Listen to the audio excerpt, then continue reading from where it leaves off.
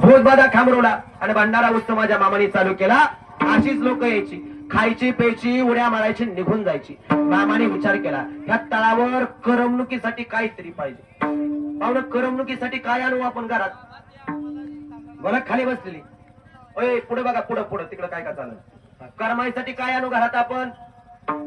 बोला की. का डावा सोडा उजवा सोडा फक्त कवल सोडा, होय तरी म्हणा नाही तर नाही तरी म्हणा. काय आणू घरामध्ये? मोबाईल. हा अजून काय? टीव्ही. बरं हा असू द्या चला. हा मोबाईल आणि टीव्ही बघून मोक्ष मिळेल का? नाही मिळणार. मामाने विचार केला मोक्षाची वाट म्हणजे मुख्य जनावर करायची आणि त्यात बी बाळूमामाने मेंढर केली. आज तुमच्या डोंगर गावात मेंढर आले बरोबर का नाही?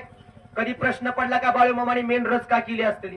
बरं चार पायचे एक जनावर आहेत का लय जनावर आहे? ती एकच आहे फक्त लय ना. मग त्यातल्या मेंढीचं का? आणि त्यात बी चार पायची सगळी जनावर आडवी ती, दोन पायची बी कोंबडी बदक बघा आडवी ती. जगात सगळेच प्राणी आडवायचं, जगातला एकच प्राणी उभा आहे त्याचं नाव माणूस. दुसरा कोण आहे जगात? कोणच उभा नाही माणूस सोडला तर. बाबा तो वर बसलेला देव सुद्धा विचार करीत असल माणूस उभा असून एवढा आडवा वागतो या.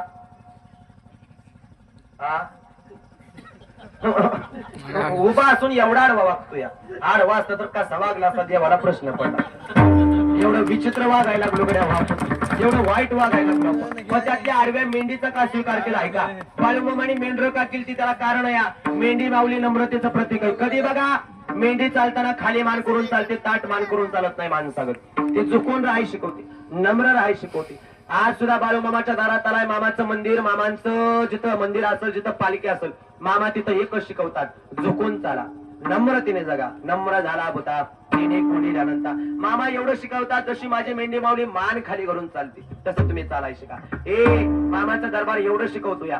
गोड जगा, नम्रतेने जगा, नीतिमतेने जगा, प्रामाणिकपणाने जगा, इमानदारीने जगा. कुणाला फसवून जगू नका, कुणाला लुबाडून जगू नका, गोरगरिबांच्या माना मुरगळून जगू नका, कोण्या गरीबाचं पैसे बुडवू नका. त्याच्या दारात बैल होऊन राबावं लागेल, जसं कराल तसं भराल. हा नियतीचा फेरा आहे. म्हणून मामानी सावध करण्यासाठी झुकून चाला हे सांगण्यासाठी मेंढर केली. आणि झुकून चालाय.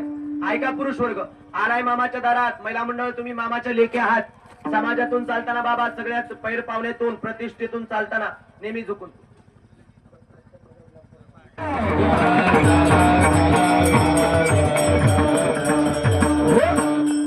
महाराज मामाने झुकून चाला हे सांगण्यासाठी मेंढर केली होती. नेहमी नम्रतेने जगाय शिका. हे बघा मामाच्या दारात येताना झुकून चाला, दास होऊन चाला, चाकर होऊन चाला. आजपर्यंत छाती काढून कधी कुणाचं चांगलं झालं नाही. आणखी खोल सांगू का? छाती काढली की थोड्या दिवसाचा काळ. रावणाचं शेवट गेलं नाही, सांगा ते केवढी गेली नाही. आजीबाई 7 कोटी सोन्याची घर होती रावणाची. 7 कोटी. एका घराला 3 चौकटी आणि एका चौकटीला 22.5 क्विंटल सोनं होतं रावणाच्या. कवडी सोबत घेऊन गेला नाही, आपलं काय घेऊन बसला?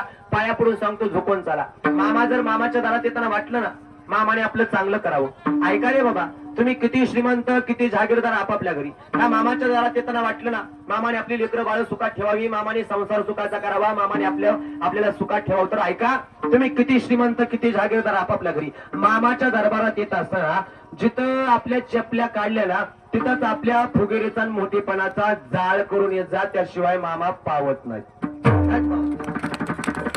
कुणाच्या पुढे आपण फुगिरी करणार, कुणाच्या पुढे जागीर? या जगाच्या मालकाच्या. तो मामा देव असा या रंगाचा रावण रावाचा रंग करतो या. एका रात्रीत गादीवरच्याला रस्त्यावरच्याला गादीवरती आणण्याचं सामर्थ्य त्याचा आले देवाच्या मनात. तिथी कशाचा गर्व करू नका, झुकून चाला हे शिकवण्यासाठी मेंढर केली. आणि चांदीचा कमरेचा करुदाडा मोडून मामा पहिल्यांदा बाळूमामाने 5 मेंढर केली. आणि मामांचा महिमा एवढा आहे, मामाची ख्याती एवढी. बाळूमामाने सुरुवातीला 5 मेंढर केली आणि माझ्या मामाच्या आज जगात 19 पालख्यात 50,000 मेंढर फिरतात. ही ताकद मामाची. बाबा विचार करा हो, आपल्या घरी 4-5 जनावर असतात, 5च्या वर नसतं बी, 4-5 असतात, ते आपल्या घरादाराची पळापळी. आज मामांची एवढी 50-60,000 मेंढर मुख्य जनावर कोण सांभाळतं? पण त्याला कोणी वाली नाही, त्याला कोणी मालक नाही. तो जगाचा मालक ह्या उघड्यावरचा संसार कसा सांभाळत असेल विचार करा. ही ताकद माझ्या मामाची. या मेंढर केली. भक्ताला सांगितलं हे बघा ऐका रे मेंढका हो, जोपर्यंत तुम्हाला माझ्या मेंढ्या राखणं होतं या तोपर्यंत राखा. आणि ज्या दिवशी तुम्हाला माझ्या मेंढ्या राखणं होत नाही, अरे सोडा आणून आत्मापूरच्या डोंगरावर तिथल्या दगडाने जर नाही मेंढ्या राखल्या तर जगात बाळू धनगर नाव सांगणार नाही. हा शब्द माझ्या मामा. मामाने एवढं सांगितलंय गड्या, तुम्हाला होत असेल तर करा, नाहीतर करा, असं कुणाला बंधन नाही. ज्या दिवशी होत नाही त्या दिवशी जाग्यावर सोडा, ह्यो बाळधनगर खंबीर आहे असा मामाचा शब्द. मामाने मेंढर केली, भक्ताला सांगितलं, कपाळाला भंडारा लावला, हातामध्ये काठी दिली, सांगितले मेंढ्या राखायचा. आणि आज सुद्धा तुमच्यासाठी योग आहे बरं का. गावातल्या पुरुष वर्ग, लहान लेकरं होतावली एवढे 2 दिवस म्हणा, 4 दिवस म्हणा, 1.25 महिना म्हणा, मामांच्या मेंढ्या राखा. त्याला कारण आहे, बाळू मामाच्या मेंढ्या राखलेला माणूस आयुष्यात कधी बाया जात नाही बरं का. मामा लांब कशाला, मी उदाहरण पुढे अनुभव आली अंगात या जगात असे. मामा मी तुमच्यासारखीच बाळू मामाची मेंढर राखली कोरोनाच्या पिरियडला.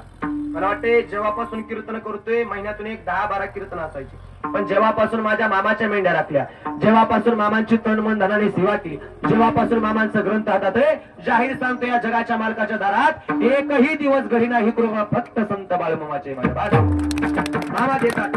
मामाला जर तुम्ही 1 पटीने द्याल का नाही, तर 10 पटीने देण्यासाठी हे भगवंत तुमच्या गावात आलाय. फक्त इथं सेवा करा, सेवेला महत्व आहे. मामाने सांगितले मेंढ्या राखा. भक्त डोंगराव गेले, नाचू लागले, गाव लागले, उड्या मारू लागले, मेंढ्या राखत राखत म्हणायचे काय, भंडारा कपाळी हाती घोंगड काठी, भंडारा कपाळी हो हाती घोंगड काठी.